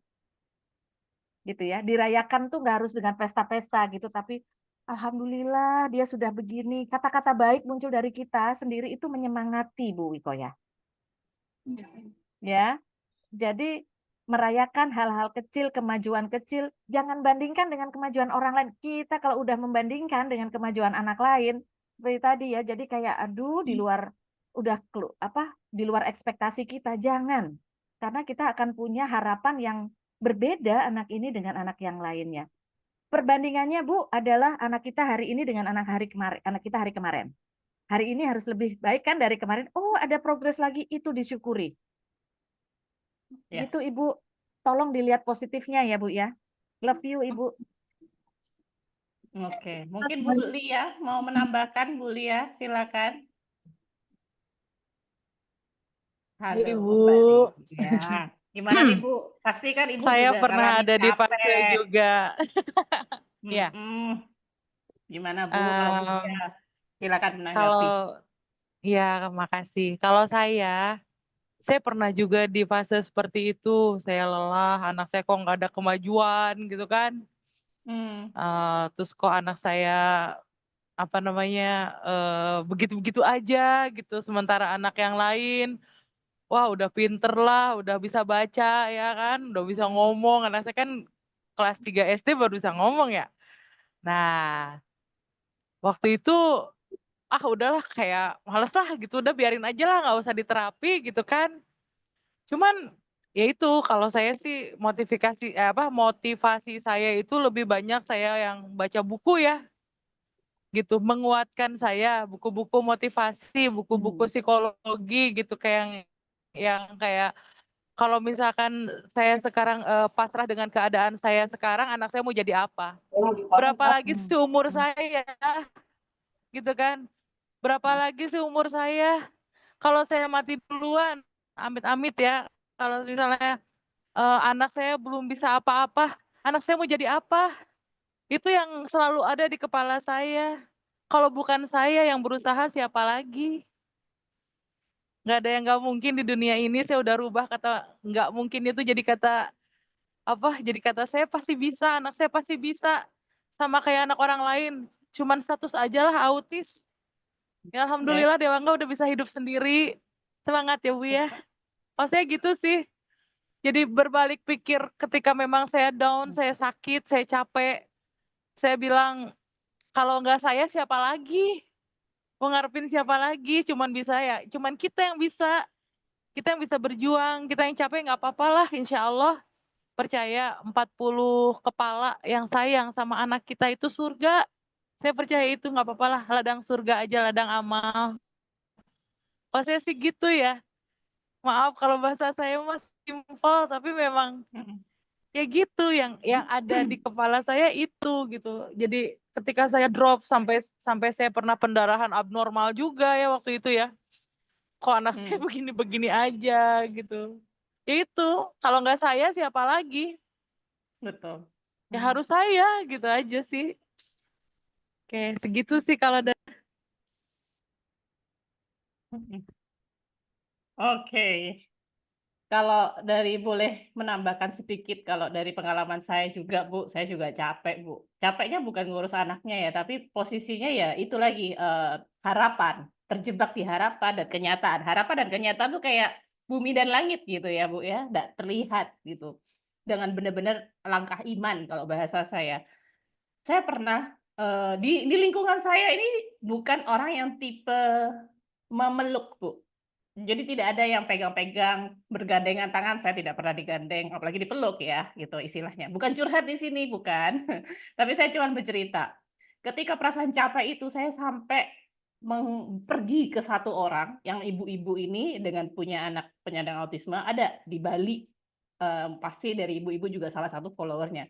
Ketika saya datangin beliau, saya cuma bilang ke ibu ini, Bu, saya butuh sebuah pelukan, karena saya capek. Dan ibu itu langsung ya, biasanya sesama mama ABK itu langsung, dipeluk Bu, erat banget, nggak sampai 5 menit, tapi itu pelukan yang the best, terbaik yang pernah saya alami sepanjang saya mempunyai anak ini. Dan saya langsung, beban itu kayak hilang gitu Bu. Hanya sebuah pelukan padahal. Because I think saya sadar, saya butuh itu. Saya cuma butuh dipeluk. Nah, mungkin itu dari pendapat saya ya. Apa sih yang dibutuhkan oleh ibu? Apakah ibu butuh dipeluk? Apakah ibu butuh hanya ditemani? Tadi saya dapat ilmu dari Ibu Wita. Ditemanin saja, kita aja udah merasa ada yang nemenin. Nggak usah banyak ngomong. Kamu duduk di sini sebelahku, melihat aku. Itu sudah ada yang kuatnya, merasa dikuatkan ya, Ibu ya. Capeknya tuh hilang aja, merasa ada teman. Betul ya? Silakan nambahin, Bu. Mungkin di sini kan ada masyarakat pemerhati juga ya Bu, nggak hanya cuma orang tua. Apa sih yang mereka bisa lakukan untuk kami orang tua yang mengalaminya tiap hari? Gitu. Nah, kadang-kadang mungkin nih teman-teman, kita orang tua yang punya anak berkebutuhan khusus itu kan sudah banyak cari tahu gitu ya. Kadang-kadang kita juga sok tahu dalam tanda petik, karena setiap anak itu unik. Dewangga dengan anak lain unik. Ngomong-ngomong saya juga punya anak berkebutuhan khusus ya, sekarang usianya 16 tahun ya. Saya lupa Anak saya juga mention. autis ya. Itu juga berbeda, juga unik.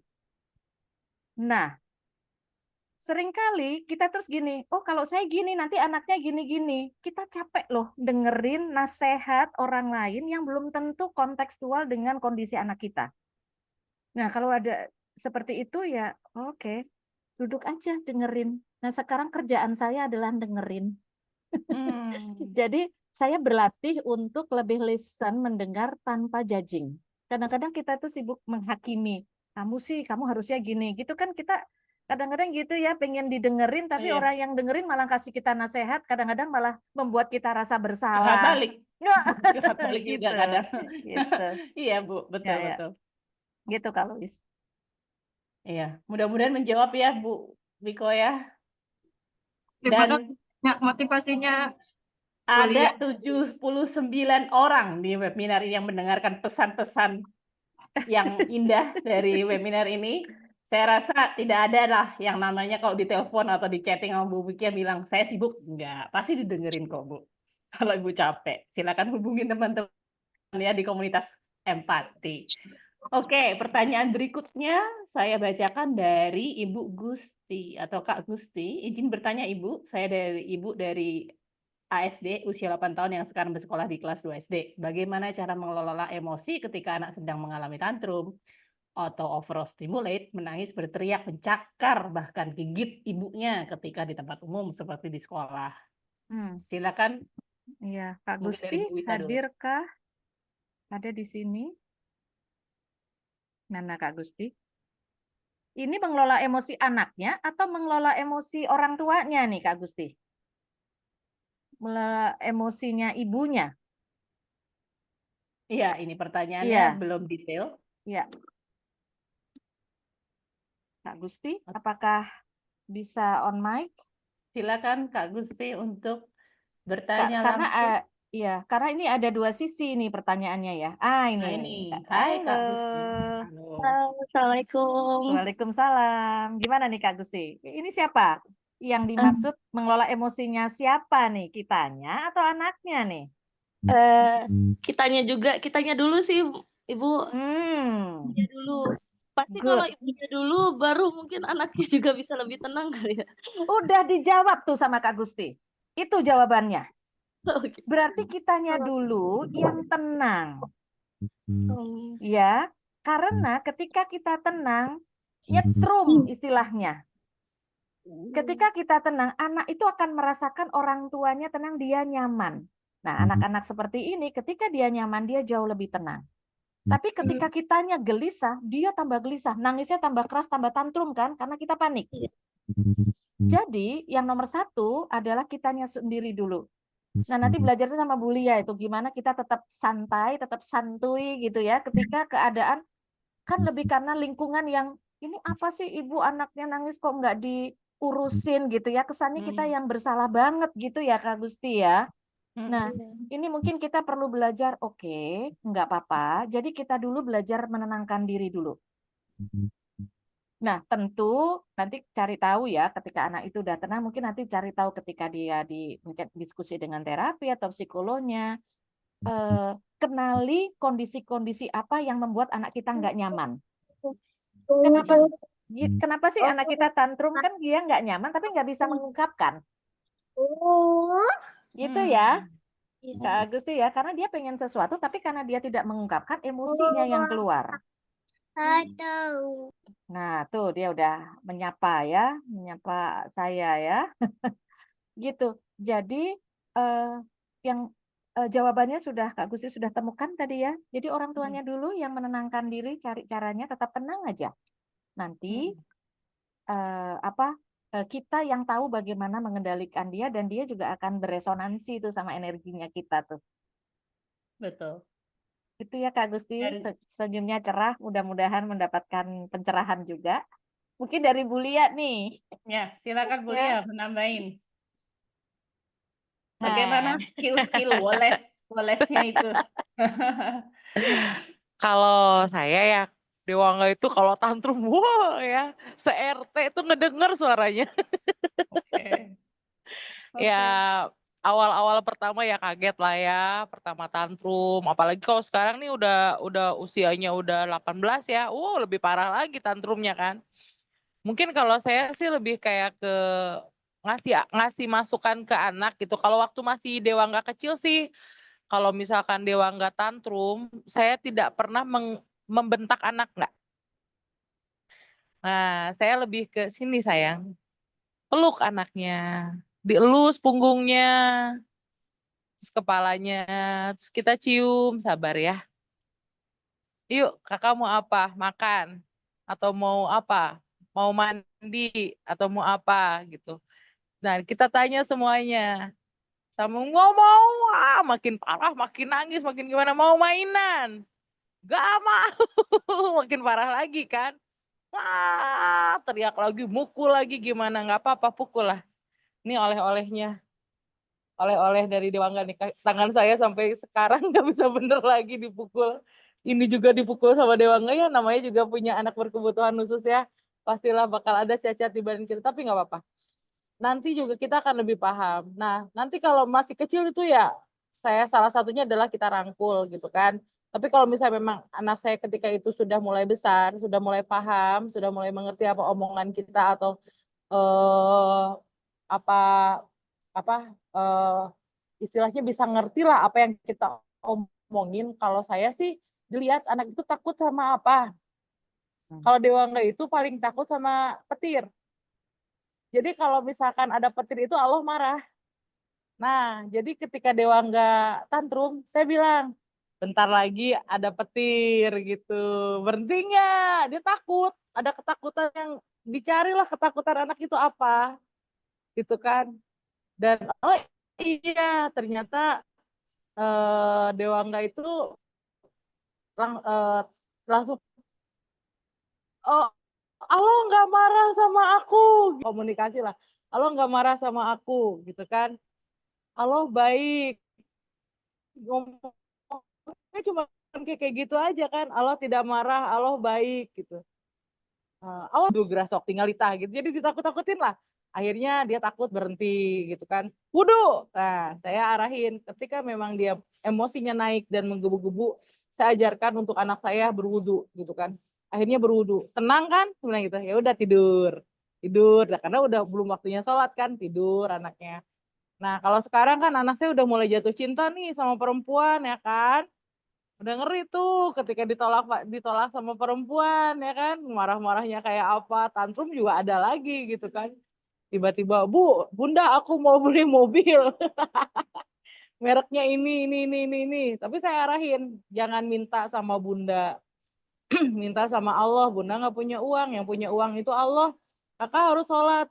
Ya, jadi saya kasih arahannya lebih ke sana sih. Jadi lebih deketin diri ke Sang Pencipta lah intinya gitu. Kalau saya pribadi, kalau untuk yang masih kecil-kecil ya, saya lebih merangkul. Tapi ingat Bu, jangan membentak anak gitu aja. Ibu harus lebih Iya. tenang, betul kata Ibu tadi, Bu Wita. Ya, Mm-mm. kasih. Terima kasih Bu Lia. Oke, makasih Bu Lia. Oke, baik. Ini pertanyaan berikutnya ya. Saya mungkin minta izin ke para audiens. Kita akan molor sedikit untuk bisa membacakan semua pertanyaan di kolom chat. Oke, berikutnya dari pertanyaan Pak Eko. Bu Lia mencari wadah untuk anak ASD menyalurkan bakat olahraganya di mana ya? Saat ini latihan sendiri, kalau tanya ke federasi baru adanya disabilitas fisik. Mungkin Pak Eko juga bisa membantu kita informasi di kota apa, apakah itu bisa menjadi acuan untuk Bu Lia menjawab. Ini dari koneksinya Bu Lia nih, yang di dunia olahraga.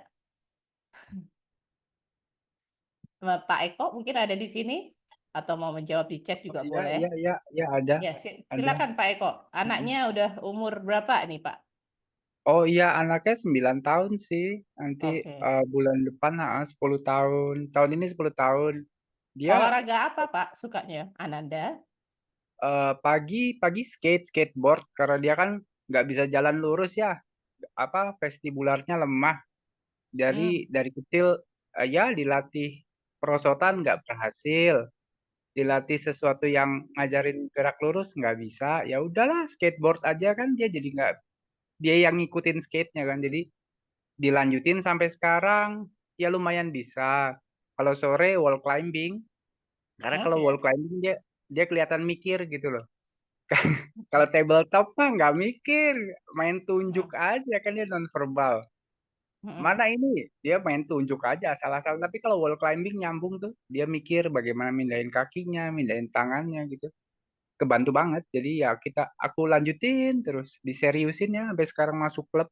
Tapi kemarin mau udah siap ikut kompetisi, cuman kalau ikut kompetisi belum ada wadahnya kalau untuk anak ASD gitu.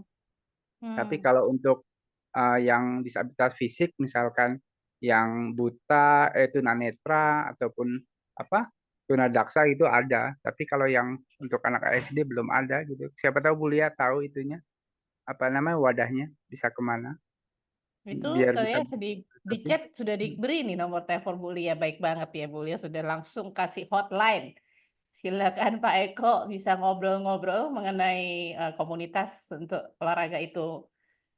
Just untuk reminder aja Pak, ada tuh pemenang dari Indonesia kan, yang pemenang wall climbing. Nah itu juga jangan underestimate kalau memang bakatnya anak ada di wall climbing, yuk diasah di situ Pak, gitu. Iya betul betul si Mm-mm. Fedrik kan ya. Iya Iya. yang sekarang megangin anak saya si Rene apa Mm. wall climbing itu ya temen se selatihannya Fedrik gitu. Kalau Oke. pon mereka bersaing gitu loh. Oh, baguslah. Oke, saya yakin Bapak dengan semangatnya mau cari tahu aja sudah one step ahead ya Bu ya, Bu Lia dan Iya Bu iya Wita. Oke, iya Bu baik Lia Pak. makasih ya nomornya ya. Bu Lia makasih nomornya nanti aku coba ya hubungi. Oke, Iya boleh semangat Pak makasih. Eko. Sama-sama. Oke, lanjut ke pertanyaan Kak Agustin. Saya sering overthinking dan membuat saya cemas, tetapi puji Tuhan ketika saya overthinking, saya dipatahkan oleh anak saya yang ASD. Contohnya ketika saya khawatir ketika anak saya ikut program sosialisasi dengan SD umum. Semalam saya khawatir kalau anak saya tidak bisa mengikuti, ternyata anak saya bisa mengikuti. Sampai ketika balik ke sekolah khususnya masih ingin ke sekolah umum.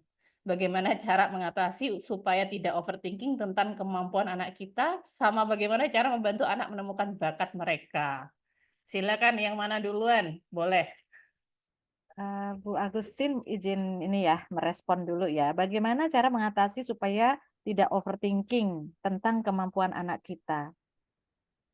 Overthinking tentang kemampuan anak itu karena kita punya standar menurut kita yang kita pasang untuk anak kita gitu. Jadi percaya aja deh. Tadi Bu Lia udah ngasih kesempatan, Bu Agustin ya udah nyalain. Jadi percaya aja bahwa dia bisa dengan standarnya dia.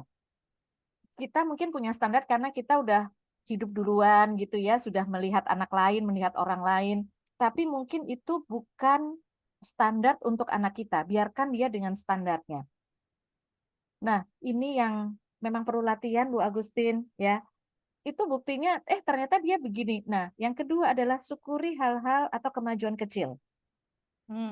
Rayakan kemajuan kecil, ternyata dia bisa. Itu adalah sesuatu yang sesuatu disyukuri dan itu diucapkan untuk memperkuat kita ya. Oh, Nak, kamu begini dan saya mama begini. Nah, itu tolong diungkapkan.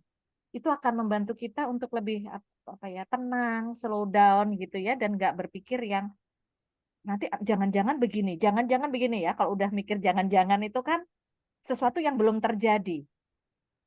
Dan harus dilatih Bu Agustin. Soalnya saya dulu juga begitu. Jadi memang harus dilatih bertahap ya. Oke. Oke. Kemudian yang kedua, cara membantu anak menemukan bakat mereka. Saya setuju dengan pengalaman bully ya. Jadi memang diberikan exposure ke banyak hal dulu, diperkenalkan sampai kita menemukan mana yang dia punya minat. Mungkin ke musik atau ke gerakan yang lebih ke fisik gitu ya. Fisik juga macam-macam, ada berenang, mungkin atletik. Memang harus dicobakan sih Bu, sampai dia menemukan sesuatu yang dia memang passionate gitu. Begitu, mungkin Bu Lia mau menambahkan yang lebih konkret dulu. Ya, silakan Bu Lia. Dan saya juga izin menambahi pertanyaannya dari Bu Agustin. Apakah perlu untuk menemukan bakat anak ini kita sebagai orang tuanya juga ikut beraktivitas, explore Oh, semuanya itu. Jadi kalau oke. tadi lari, atletik, apakah kita juga harus suka lari atau ya lari gimana lah Sebetulnya bentuk intinya, supportnya ya. bentuknya Iya, bentuk secara supportnya. real. Siapa Bu Lia dulu atau saya dulu? Oke, saya dulu ya. Silakan. Kalau buat saya, anak saya tuh suka sekali digital. Dia bikin animasi begitu. Tapi kan saya nggak ngerti. hari gini ya anak-anak itu kan ini sangat teknologi savvy sekali gitu. Saya nggak Iya. bisa ngikutin dan dia saya leskan coding yang saya nggak tahu misalnya gitu ya. Tapi saya menemani ketika dia berproses di situ, dia membuat ini supaya ketika dia cerita kita bisa menanggapi antusiasmenya dia. Jadi ketika dia melakukan sesuatu dengan antusias, kita tunjukkan antusiasmenya walaupun kita nggak bisa gitu. Gitu. Jadi nggak harus apa namanya sama skillnya Ikut-ikut. gitu, tapi kita ada di situ. Being present lagi tadi ya, Ya, ada di situ. ada mendampingi dia gitu. Dia tahu kita ada untuk mensupport dia gitu kalau bisa. Oke, baik. Bu Lia, yang Iya, udah silakan. senyum-senyum nih. Apakah Ibu berlari atau juga jadi cheerleader aja di belakang? Iya, saya ikut lari. Anak Oh, saya basket, saya ikut basket. Anak saya wah, renang, saya ikut renang. nggak Walaupun saya capek nggak ya, Bu? bisa, Nggak saya capek, lari Bu? juga, anak saya lari, ya capek, tapi ya memang begitu. Anak saya main game, saya ikut main game, download game itu. Jadi anak saya main game sama saya aja berdua, jangan sama orang lain gitu. Terus saya selalu ada di sampingnya kalau memang itu hal yang negatif, kayak model YouTube, yang itu YouTube-nya memang saya protek. Jadi Google juga saya protek untuk dewasa yang di rumah ya. Saya ada komputer yang khusus Dewangga kan. Dewangga itu kebetulan memang tidak terlalu saya kasih handphone ya. Oke. Jadi saya lebih suka Dewangga main komputer, jangan edik handphone gitu. Nah, itu memang saya protek, jadi situs dewasanya saya blok gitu kan. Terus main game juga ya kayak game-game yang kekerasan, enggak deh gitu saya blok gitu-gitu deh. Kalaupun saya dampingin. Kalau saya sih ngikut dia sekolah musik, saya juga ikut sekolah musik gitu. Minimal dia ada Wow. temennya. Harus gitu. Tapi ya tergantung juga sih. Dan akhirnya ketika memang kita juga bisa mengukur asalnya Dewangga itu larinya tadi kata Bapak katanya jalan aja dia nyamping, dia nggak bisa jalannya itu nggak bisa lurus gitu kan. Dewangga juga sama gitu karena dulu pertama kali itu Dewangga sempat kena CP, jadi dibilang kata dokter itu dia cerebral function. Jadi kakinya tuh kayak nggak napak lari, sekarang dia jadi normal kayak gitu. Dan ketahuannya anak saya memang oh dia larinya speednya udah mulai bagus gitu kan. Ketika dia sudah larinya itu sudah mengalahkan saya. Wah, kamu hebat, pintar. Besok lebih kalah lagi Bunda ya. Nanti Bunda di sini kamu udah harus 2 keliling. Siap, Bu. Jadi dia juga semangat kayak gitu. Jadi dia juga tidak mikir yang lu buat terus disuruh latihan, nah, lu diem enak aja. Oh, saya gitu, tapi tetap support. Sampai Dewangga kalau misalkan kayak kompetisi itu kalau nggak ada saya, dia tuh pasti kalah gitu kan. Kayak waktu kemarin di Jerman juga cuman perunggu, coba kalau ada saya. Karena dia the power of emak. Ada emaknya teriak-teriak, kakak, ayo kakak. Bener ya, Wah, makin cepet. cheerleader Pokoknya sejati. setiap turnamen dia akan kalah kalau saya nggak ada. Tapi kalau saya ada, dia menang gitu. Walaupun istilahnya udah boyot ya, udah lambat. Tapi ketika dengar teriakan saya, wah. Iya, iya, saya bisa membayangkan itu, Bu. Kayak gitu deh. Kalau saya sih ikut ya. Ikut ya dia mau apa, dia misalnya lagi nyoba gambar, saya ikut gambar. Apapun juga yang anak saya mau, saya ikut. Dan saya ikut pelajarin kalau saya. Seperti itu. Wow, luar biasa Anda. Angkat topi saya, tapi lagi nggak pakai topi. Oke, makasih Bu. Saya lanjut ya. Mohon maaf, saya ingetin lagi. Ini agak molor 15 menit. Saya minta waktunya untuk antusiasmenya juga saya hargain. Dan sebelum lupa juga mohon maaf, silakan mengisi feedback daripada acara seminar hari ini di link yang udah ada di chat room ya sebelum acara diselesai. Saya lanjut ke pertanyaan sudah ya, pertanyaan hampir 2 yang terakhir ini. Anak saya dari Mama Rafa Bekasi. Anak saya laki-laki SD 8 tahun. Selama ini hanya terapi ABA dari usia 3 tahun. Silakan mungkin langsung dibaca oleh Bu Wita. Rencana tahun ini mau dimasukkan ke sekolah dan DSLB itu suaminya sepertinya keberatan ya. Karena kalau DSLB dia tidak akan bersikap normal karena meniru tipenya. Bisa meniru. Khawatir daripada orang tua biasanya Bu. Normal ini. Tapi Ya, di sekolah umum juga sepertinya sulit berbaur dan waktu ya. di TK pun nggak diterima. Jadi bingung mau mesti ngapain ini Bu, saran. Oke. Mama Rafa, Mama Rafa udah. Oke, terima kasih. Berarti sekarang terapinya masih ya? Masih Iya, berjalan? masih Ibu, masih. Oke. Dari umur 3 tahun terapi ABA, terus tapi di dalamnya juga ada SI-nya juga. Terus Mm-mm. baru sebulan ini masuk ke TW-nya Oke, yang oke, diurut karena masih nonverbal gitu, sama sekali belum ini. Gitu. oke, oke. Nah, ini sebetulnya pilihan, Bu. Jadi, apa namanya, kalau di sekolah untuk anak-anak berkebutuhan khusus, jangan, ini dari pengalaman saya ya Bu, ya memang jangan dimasukkan ke sekolah yang umum yang dia tidak inklusi. Jadi tolong dimasukkan ke sekolah yang inklusi, karena kalau di sekolah inklusi, dia ada apa misalnya ada program atau lingkungan yang dibangun untuk mensupport anak kita. Atau kalau memang di SLB, SLB-nya apa dulu nanti tolong dicari ya yang sesuai dengan apa namanya jenis kebutuhan Kategori ya. khususnya, ya kategorinya. Nah, yang ingin saya bisa paham ini pergulatannya kan antar pasangan nih ya. Nah, itu Iya. nanti mungkin sebaiknya mencari titik temunya bisa berkonsultasi dengan entah psikolognya gitu ya untuk bisa mendapatkan apa apa lebih kurangnya atau kelebihan dan kekurangannya kalau di SLB sama di sekolah umum. Nah, untuk anak-anak yang berkebutuhan khusus, kalau di sekolah inklusi, seringkali sekolah mensyaratkan untuk siswanya itu ada guru pendamping. Itu juga tolong diperhatikan juga, karena biasanya kan jadi ada ekstra biaya yang harus kita keluarkan. Kan ini kan bukan hanya sekolahnya, tapi juga biayanya gitu ya, sama perkembangannya anak kita gitu. Jadi beberapa poin tadi mohon dipertimbangkan tuh, Mama Rafa. Gitu ya, supaya yang pas dengan dia. Saya bisa paham sih pasti ayahnya, loh kok di SLB nanti nggak, istilahnya kayak nggak ketarik sama teman-teman yang tipikal gitu ya. Sementara kalau di sekolah normal nanti ada standar yang tipikal, nggak apa-apa, tapi ada risikonya juga. Dua-duanya ada risikonya nih Mama Rafa. Nah, tapi tolong misalnya dipertimbangkan dulu ya, mana yang risikonya lebih kecil buat anak dan buat keluarga. Gitu, Mama Rafa. Dan ujung-ujungnya kedamaian hati ya Bu ya, ketika Iya, keliling ke SLB A, B, C, terus sekolah inklusi A, iya, B, C, mana lingkungannya yang anak-anaknya menyapa, mana yang iya, tiba-tiba feel itu yang tidak kelihatan di kertas, brosur-brosur itu. Jadi memang perlu iya, keliling, ngobrol betul. sama kepala sekolahnya, gurunya.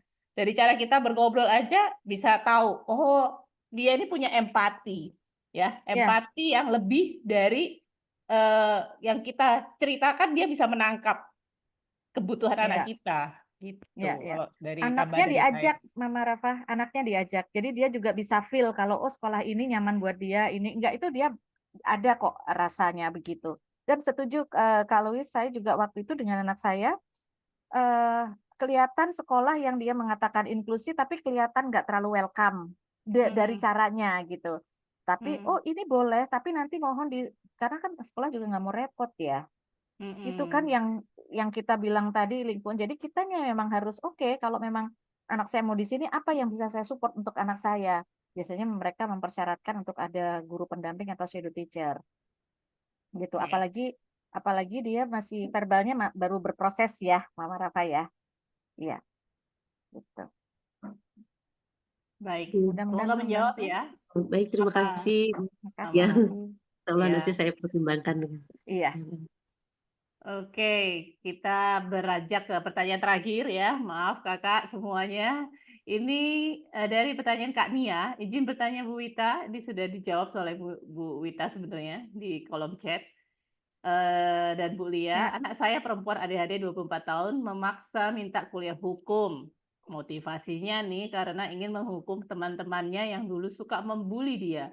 Padahal anak saya senang mencatat data dan lain-lain. Apa yang saya sebagai mamanya harus lakukan? Mohon saran, dan kalau ada info fakultas yang ramah ABK, mohon info. Silakan Bu Wita. Ibu Nia tinggalnya di mana ya? Kalau di Jakarta saya tahu ada beberapa perguruan tinggi yang ramah ABK. Tapi saya enak nggak ya nyebutin di sini? Jangan disebutin di sini ya. Ini live di YouTube. Nanti Oh, saya ya, personal chat ya, boleh. Bun, Ya, ya. personal chat Nah, aja. tapi kalau untuk fakultasnya tergantung minat anaknya. Yang ramah itu fakultasnya yang cocok dan dia passionate. Misalnya gitu ya. Berapa ada yang aku suka komputer ya komputer. Aku suka yang agak bau entrepreneur, tergantung minatnya masing-masing sih. Atau saya suka yang vokasi, yang kan di vokasi itu ada yang lebih keterampilan-keterampilan gitu ya. Itu dia ke sana. Apalagi ini suka data ya. Data itu saya nggak tahu apakah data ini maksudnya data science gitu ya. Mungkin itu bisa. Jadi karena nggak banyak berhubungan dengan orang. Nah, tapi kalau untuk istilahnya kalau jurusannya nanti coba dicari tahu yang benar-benar sesuai dengan minat. Nah, yang penting itu kan lingkungannya ya, lingkungan yang ramah dengan ABK itu di perguruan tinggi mana saja. Itu nanti saya coba personal chat dari sini ya, Bu. Oke, Baik. Bu Lia mungkin mau menambahkan? Bu Lia udah on. Ya, Dewangga juga tahun ini Bu masuk kuliah. Awalnya itu dia pengen kayak emaknya ya kan masuk arsitektur, cuman saya bilang no gitu kan, coba cari yang gampang nanti kamu pusing, males nggak sekolah belajar, males Bun ya. Akhirnya dia bilang aku mau jadi guru olahraga saja. Nah saya sih dari tahun kemarin udah nyari gitu, jadi dia berprestasi kan. Nah, saya berprestasi, terus saya nyari-nyari ke beberapa universitas pendidikan yang ada penjaskes, dan itu sistemnya modul. Jadi yang dia sistemnya itu daring, nggak ada, alhamdulillah. Katanya nanti kalau udah selesai,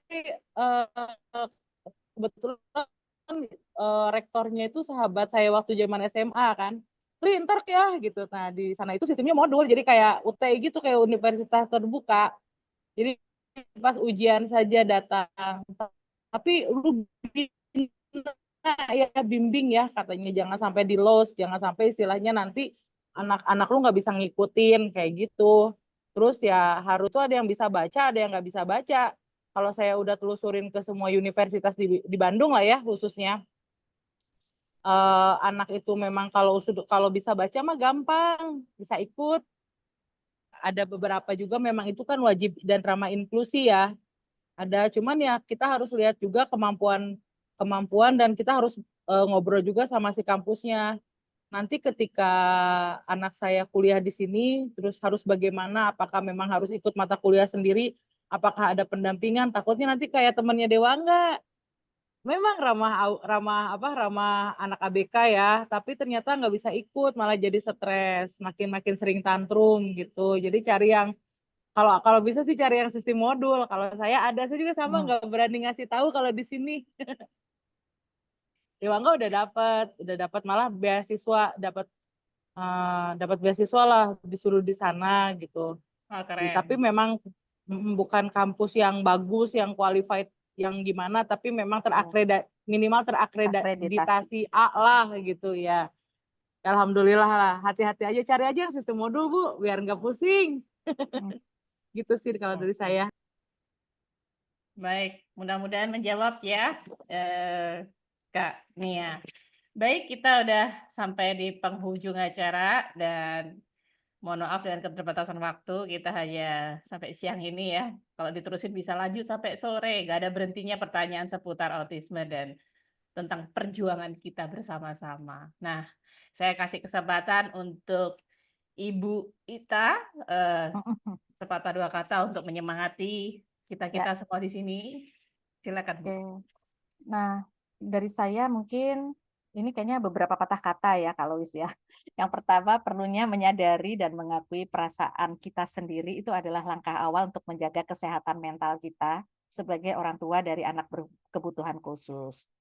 Nah, coping, yang kedua nih ya, coping itu tidak selalu tentang melupakan kesedihan, tapi menemukan cara untuk tetap punya semangat, maju sambil mengelola emosi kita supaya tetap sehat. Dan yang ketiga, paling besar ada penerimaan itu adalah langkah yang paling besar. Dan ingat, merawat kesehatan mental kita sendiri itu bukan berarti egois ya, tapi itu adalah cara strategi kita untuk menjadi orang tua yang efektif. Begitu, Kak Lois.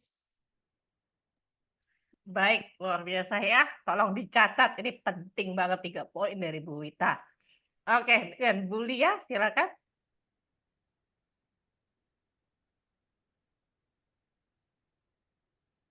Bu Lia masih mute. Nah, barusan saya chatting dulu. Katanya mau meet up. Ayo meet up di Jakarta.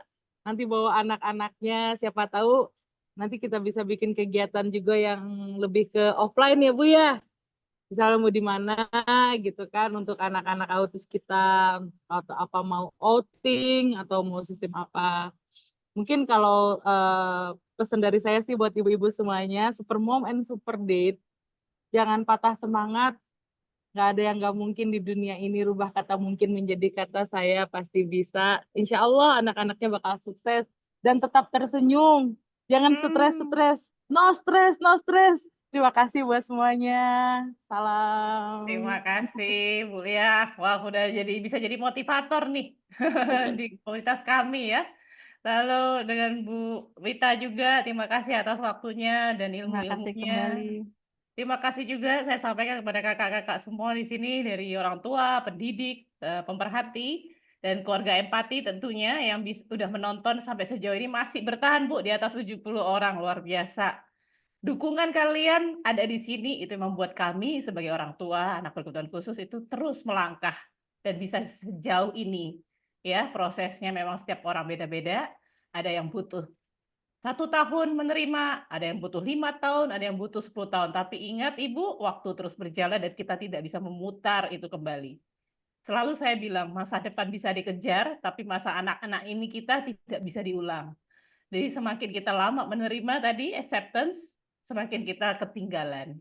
Betul ya Bu ya?